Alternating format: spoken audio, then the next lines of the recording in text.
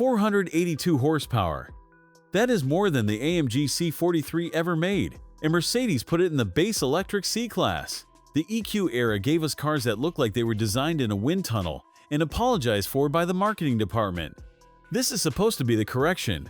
Whether it actually is, or whether Mercedes just moved the problem from the outside to the inside, is the question this walkaround answers.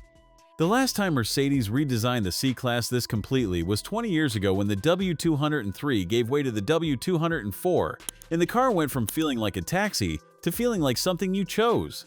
This electric version is a bigger leap than that. It sits on a dedicated EV platform with a wheelbase 97mm longer than the combustion car. The proportions are different. The overhangs are shorter.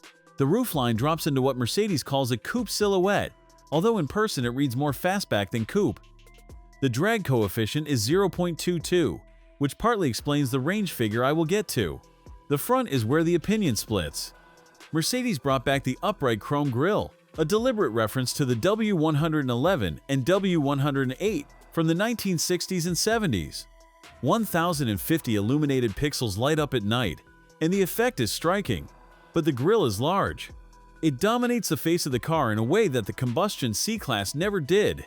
And whether you read that as confidence or overcompensation depends entirely on how much goodwill you extend to a brand that just spent 5 years getting the design wrong. The headlights carry a star motif that ties the front together, and the rear gets 4 round taillights in the same pattern with a full-width light bar connecting them. The stance is low, the shoulders are muscular, and the overall impression is of a car that is trying harder than any C-Class before it to make you stop and look. There is a detail in the interior that complicates this impression, and it is the most controversial decision in the car.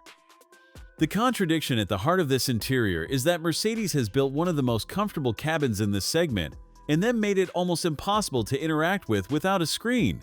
The optional Hyperscreen stretches 39.1 inches across the entire dashboard. It is sharp, it is fast, and it is beautiful as a piece of technology. The front seats are new high-end units with massage, ventilation, and something Mercedes calls 4D sound, which puts speakers directly into the seatbacks so you feel the bass through your spine. Picture yourself on a January morning, sitting in the passenger seat while the car warms up. The cabin heats twice as fast as the combustion C-Class thanks to a multi-source heat pump, and the heated seats are immediate. That is a genuine engineering improvement. But the passenger display on the base model is not a touchscreen. Mercedes calls it a digitally animated trim panel. I will call it what it is, a digital photo frame. You pay C-Class money and your passenger gets a screensaver. Step up to the Super Screen and you get 3 actual displays under one glass panel, but the base offering feels like a cost decision dressed up as a design choice. The physical climate buttons are gone.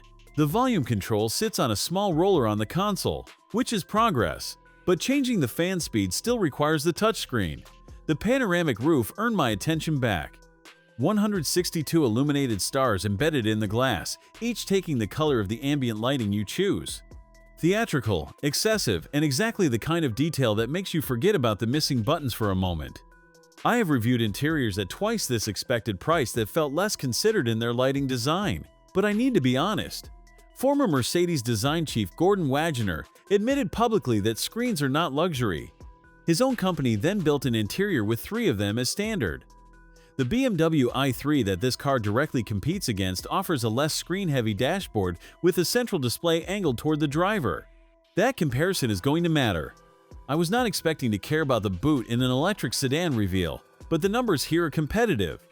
470 liters in the rear, around 16.6 cubic feet, and a front trunk of 101 liters, roughly 3.6 cubic feet. Mercedes says the frunk fits a carry-on trolley or a crate of bottles. The fact that they specified practical items rather than vague capacity tells you the engineering team thought about daily use. 1,800 kilograms of brake towing capacity, around 3,968 pounds. For an electric sedan, that is a usability statement most rivals do not make. There is one more detail worth noting before the numbers that change the ownership argument. 762 kilometers of WLTP range, around 473 miles. That figure will shrink under EPA testing, probably to around 350 miles, but even there, this car sits comfortably in daily driver territory. The real number is the 10-minute one. 325 kilometers added in 10 minutes, around 202 miles, at a 330 kilowatt DC fast charger. That is a coffee stop. You pull in, you order, you sit down, and by the time you have finished, the car has enough range to cover most of the working week. For reference, the BMW i3 charges at 400 kilowatts and adds 400 kilometers in 10 minutes, around 249 miles. BMW wins on the charging spec. Mercedes counters with a 2-speed rear transmission, first gear at 11:1 for launch acceleration and second at 5:1 for motorway efficiency. The front motor disconnects entirely when not needed, reducing drag at the front axle by 90%. 0 to 100 in 4.1 seconds, around 3.9 to 60 miles per hour. Top speed limited to 209 kilometers per hour, around 130 miles per hour. 800 Newton-meters of torque from 0 RPM. The car does not build to that figure. It starts there. The conclusion I reached after spending time with this car is not the one I expected when I first saw the press photos. The real question this car answers is not whether Mercedes can build a good electric sedan. The GLC already proved they can do the engineering. The question is whether Mercedes knows what luxury means in 2027, or whether they have confused having the biggest screen with having the best interior. The powertrain is extraordinary.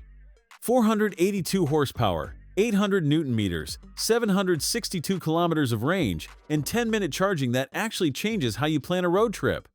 The comfort engineering, the heat pump, the predictive air suspension that reads Google Maps data to prepare for road imperfections, the laminated glass, is S-Class thinking applied to a C-Class price. But the interior has a credibility problem. You cannot claim to be a luxury car while giving your base passenger a screen that does not respond to touch. You cannot quote a former design chief saying screens are not luxury, and then build a car with 3 of them as standard. The BMW i3 has better range, faster charging, and a less controversial interior, and I still think Mercedes made the more interesting car. The powertrain is more sophisticated. The ride promise is more ambitious. What this car gets right, it gets deeply right. What it gets wrong in a way that is going to generate comments. Thanks for watching. If you enjoyed this video, hit that like button and subscribe for more content just like this. Leave a comment below with your thoughts or questions. I read every single one. And don't forget to click the bell icon to get notified about my next upload. See you in the next video.